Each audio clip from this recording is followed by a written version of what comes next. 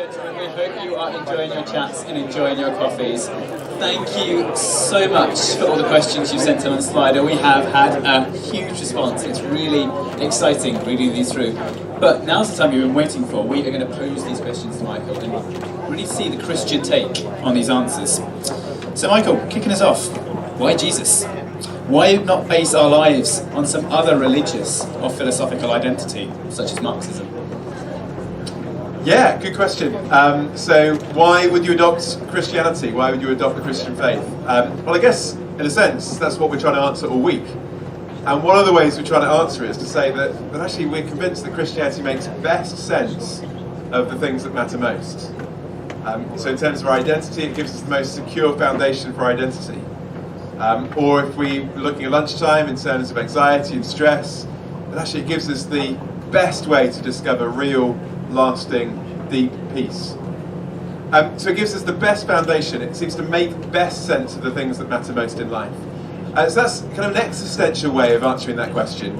And to do that, of course, you need to look at the things that matter to you and then look at what the Christian faith has to say in response to it and compare it. You know, how does the Christian faith compare with what other worldviews and philosophies speak? And one of the things that I've been amazed and impressed by again and again as I look at the life and teaching of Jesus is how it seems to make best sense of these things, works. But also, we want to say, why Jesus? Because I think there's a kind of objective way of saying that Christianity is true in a way that other worldviews and philosophies cannot be shown to be true. And that's an interesting question, isn't it? How do you know whether a religion, a worldview, or a philosophy is true? Well, often it's very difficult to know, because if you're going to say something is objectively true, you've got also to be able to say that it was, at least in theory, going to be falsifiable. There'd be a way of showing that it wasn't true. And a lot of worldviews and belief systems are not falsifiable because the nature of the claims that they make just are different. I could say, you know, like tonight I go home, I have a dream, and God reveals himself to me in a dream, and I'm going to tell the world tomorrow all the new teachings that I've revealed from being received from God. But how would you know whether that was true? How would you know whether that really happens? There's no way that you could falsify my claim because there's no way you can investigate it. But the heart of the Christian faith is not just an idea, it's an event. It's Jesus' life, death and resurrection 2,000 years ago in history. An event that either happened or didn't happen, and an event that you can investigate by looking into the historical evidence for it. And I would say that stands out as different. Now, I'm not saying that other religions don't make historical claims. Of course, Islam makes the claim that Muhammad was a prophet, received the words of Allah in a cave, and so on. Again, very difficult to verify by any other source those claims. But when it comes to the claims of Jesus' life, death, and in particular his resurrection, they are claims that I think we can verify in a different way. So it sets itself up for critical investigation. And that's what many people have done. And that's what we'd invite you to do. On a similar note of claims, this one's really focused on miracles. So why believe the eyewitness accounts of Jesus' supposed miracles any more than those of any other religious supposed miracles? Yeah, so lots of religions make claims of the miraculous. And if we live in the Western world, and we've been brought up in this generation and this culture, we're trained to be incredibly sceptical of probably all claims to the miraculous. And to a degree, you know, I can understand that. I'm also the product of this culture. And a degree of skepticism can be quite helpful to actually question stuff. But actually, like I'd say, in answer to the earlier question, I think there are some really good reasons for taking the accounts of Jesus' life really seriously. To give you one comparison, the Quran doesn't really record miraculous events of the life of Muhammad. If we want to look at the events of the life of Muhammad, we need to look at the biographies of the life of Muhammad. One of the interesting comparisons is that the earliest biography of the life of Muhammad is from a couple of 100 years after his life. So we're talking about not a source written by contemporaries or eyewitnesses, but a source that's written much later. One of the things that strikes me about the Mark's Gospels that are on our tables is that however you date it, whether you go conservative or kind of, you know, less conservative, everyone would say it's an account that is written within the generation of the life of Jesus' followers. So it's written at a time when people could actually corroborate or deny the kind of claims that were being made. And also, it was an account that was making incredible claims that had no chance, from a human point of view, of taking off. Because Christianity had no political power. There was no natural reason why anyone would want to adopt the Christian faith and start believing these claims. It wouldn't get you to power, it normally got you killed, or at least ostracised. So you have to ask the question, why, when it was so easily falsifiable in theory, did so many become so convinced by it and were willing to suffer so greatly for it? And again, that is potentially different to other worldviews, where there might have been more reasons for wanting to accept the claims being made from the outset. Now I know 300 years later Christianity did become equated with political power, but the interesting thing is for 300 years after Jesus, people believe this stuff in the face of strong opposition based on these claims that are being made. So we've heard about other faiths, we've heard about other perspectives and other religious leaders. How do we know the Christian God is the only God? Yeah, again, it's very popular, isn't it, to say, all routes lead to God, doesn't matter which religion you follow. Although, of course, the strange thing about that is, of course, not every religion believes in a singular God, not every religion believes in any God at all. So it's often disingenuous to the actual claims and beliefs of each religious system to say that kind of thing. It's often the kind of thing that secular Western people say, as opposed to people of a particular religious belief. How do we know that the Christian God is the real God? I do find it fascinating that every culture in the world has some sense of the supernatural, some sense of belief.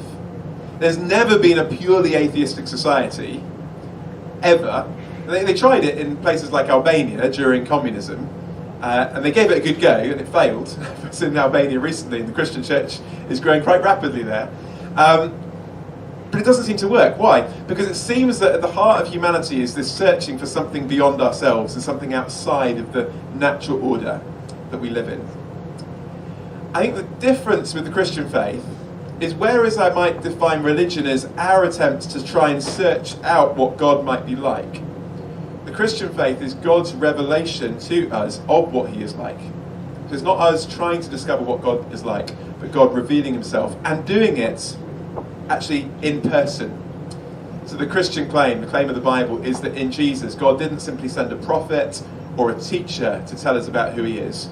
God came in person, revealing himself. So as we encounter Jesus of Nazareth, we're encountering what God is really like. And we see in his life, death, and resurrection something of God's character and something of who he's like. Now, that's not to say that everything that every religious belief in the world claims is wrong. But it does mean that if God has ultimately revealed himself to me in Jesus, that is the standard by which I'm to discover what real truth is. And that's the ultimate basis that I'm going to go back to. Thank you. We've had a couple more coming in on identity. Some similar ones, so if we merge them, I apologise.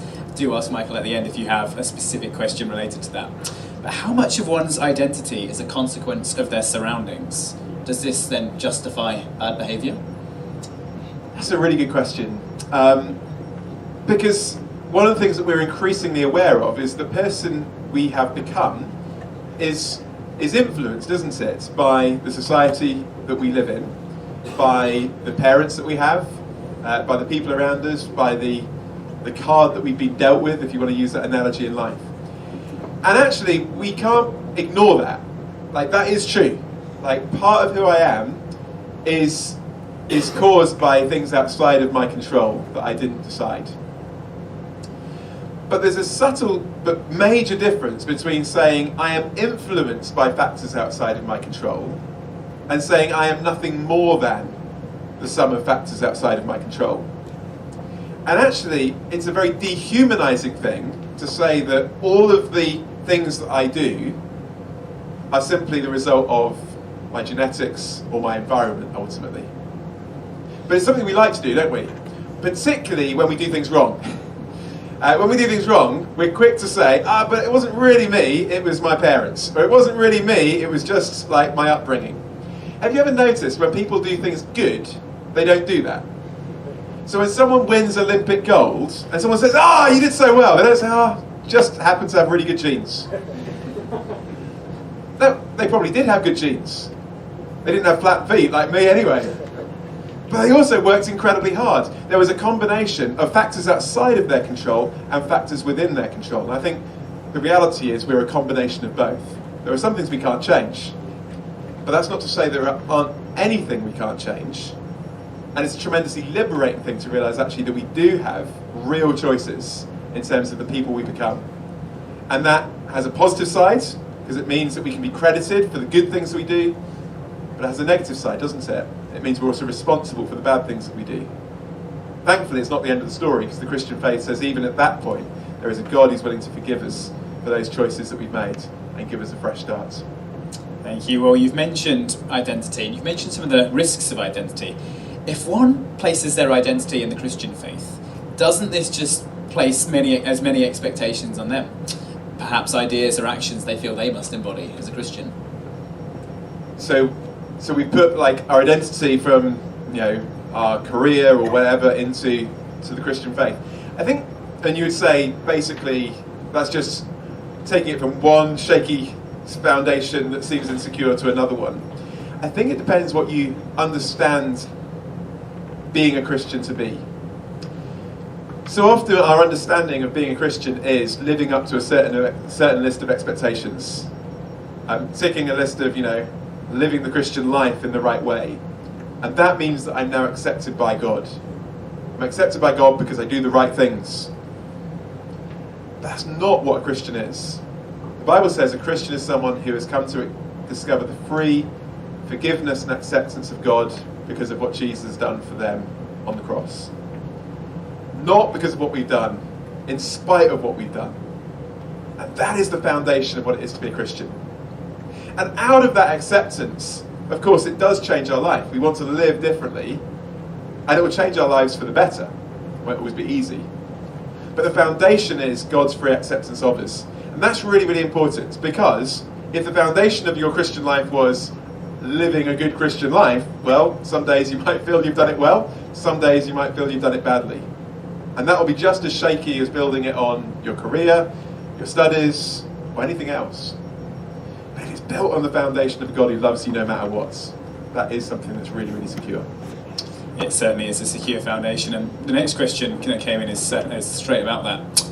Is faith really a solid foundation? If the teachings of the Bible, they are beautiful, they're insightful, but if Jesus isn't the Son of God, doesn't that firm foundation break? Absolutely, yeah. Yeah, you might as well take the tent down now. Seriously, I mean, that might sound surprising to say, because a lot of people say, well, I kind of like the ideas and teachings of Jesus. Thomas Jefferson famously once had his own version of the Bible where he cut out all the bits he didn't like and just kept the bits he did. And actually the reality is, if you take out that foundation of Jesus' identity, it falls apart. Why? I remember having a conversation with a guy once. We were sitting in a cafe, and he said, well, I like to think Jesus was a good teacher. He had some good things to say. I don't think he was the Son of God. He's a good teacher. I said, okay, can I read to you one of his teachings? He said, okay, sure. So we opened up John's account of Jesus' life, and I read this thing that Jesus said. Jesus said, I am the way, the truth, and the life. No one comes to God except through me. And this guy looked at me, and his kind of mouth dropped open, and he was like, what? I said, what do you mean? He says, it's a very arrogant thing to say, isn't it? I said, well, yeah, it is, isn't it? Like, if I was to say that, it's a very, very arrogant thing to say. And what he came to realise is that actually, if Jesus isn't who he claims to be, actually his teachings no longer become good teachings, because he's making claims that are egotistical and arrogant. But of course, if he is who he claims to be, the God of the universe who created everything, and he becomes a human being, steps into planet Earth, lives as one of us, how incredibly humble for someone to do that. So actually it is built on that foundation. As I say, that's why that question is a fundamental one that we need to look at. That's why I'd really encourage you to read through those uncovered books to ask that question for yourself. Penultimate question, and it's about these teachings of Jesus. Why did the people in these stories convert at the very first sight of Jesus? Why did they not have to wait to hear what he said? What was so good about him, I suppose? Yeah, that's a really insightful question, because it shows that you were looking at that passage. I mean, Zacchaeus, Jesus comes in, and without any further ado, bam, his life is transformed. Now, of course, Luke, who writes this account of Jesus' life, doesn't necessarily tell us everything that happens. We don't know what happens as Jesus went into the house. We just know that when Jesus and Zacchaeus came out of the house, Zacchaeus was a changed man. I'm sure they did talk, okay? What they talked about, I don't know. But clearly there was an encounter. And clearly for Zacchaeus, that encounter was quite dramatic and quite quick. And for some people that is true. I've met people who had no thought of Jesus. They came to an event like this. They heard a talk like this. They said, I think this makes sense. I'm going to start building my life on the foundation of Jesus. And like that, life has changed. Of course, they don't understand everything, but they understood enough to say, here's someone that I want to build my life on. Here's someone I want to follow. And that understanding grew. But actually, if you read through Mark's Gospel, you'll realise that Zacchaeus is not typical of how everyone comes to Jesus. And in fact, the disciples of Jesus, the guys who go on to become the leaders of the Christian movements, are actually quite dissimilar to Zacchaeus in some ways, because it takes them like 3 years to get who Jesus is. And you can see that they're really, really slow. And so often Jesus is like, do you not get it yet? And I find great encouragement in that, because if you come to this stuff and you say, oh, it doesn't all make sense at once, and it does seem a bit confusing, you're not the odd one out.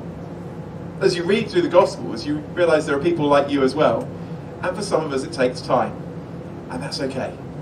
Keep asking, keep looking into it. There's no such thing as a stupid question, and we'd love to help you in that journey.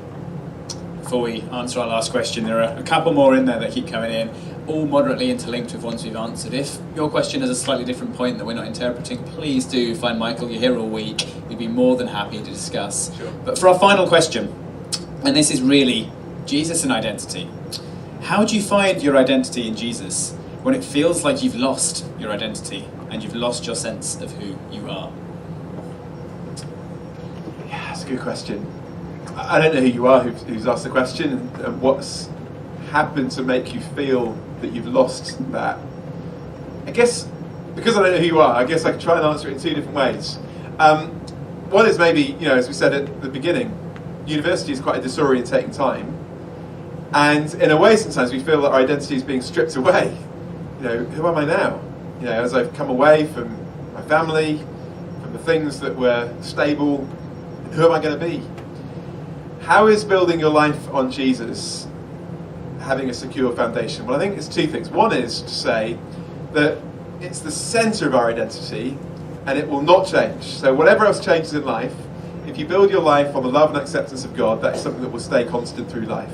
It's tremendously liberating and gives you great security. But as we said earlier, it also gives you the freedom to ask the question, God, if you actually made me, I'm not just the random result of an accidental process, but as the Bible says, God, you wanted me to be, then who do you want me to be? And what abilities have you given me? And what things have you given me?